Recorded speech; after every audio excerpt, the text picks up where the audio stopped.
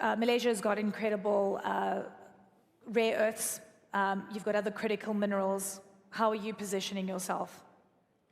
Yeah. Do you see collaboration occurring, or the opposite? Well, it is a challenge because for Malaysia, our two biggest trading partners is the United States and China. We can't run away from that reality, and we try to be, I think the term said, to be friends with everyone, to be able to trade with everyone, in the bigger interest that knowing we have all these ambitious net zero goals, and we're not going to achieve it without cooperating across the different blocks. And I think Malaysia is a case in point, because we have a pilot rare earth mining project in the north of the peninsula, which is our technology partner is China.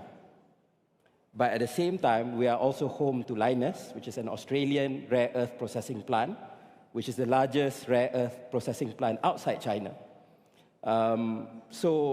We are trying very hard as far as Malaysia is concerned, learning from our experience with oil and gas and other sectors where we do not want to be just exporters of raw materials. I was going to ask, what percentage of the rare earths that you produce are you processing in Malaysia? Currently, zero, because... And you want to change that? Yes, because Lynas is still processing rare earth from Australia. We are working on that to get the minerals from Malaysia for Lynas.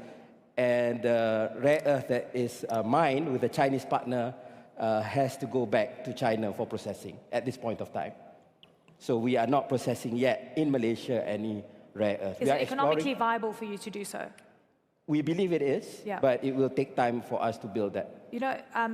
Minister just mentioned something really interesting, because I've seen so many people talking about this, where to secure supply chain, you in a way have to bring processing to your market. So whether it's the United States, I've seen Europeans talking about this, I've seen analysts and researchers talking about this, because this is what China did, right? China doesn't have necessarily an abundance of all the critical minerals, but it definitely has abundance of the processing that it's doing. Specifically, I think in rare earths, is it 80%? There was a good piece in the FT a few days ago that, it says that the West must find ways to collaborate with China in terms of the net zero goals, not dismissing the concerns that the West have.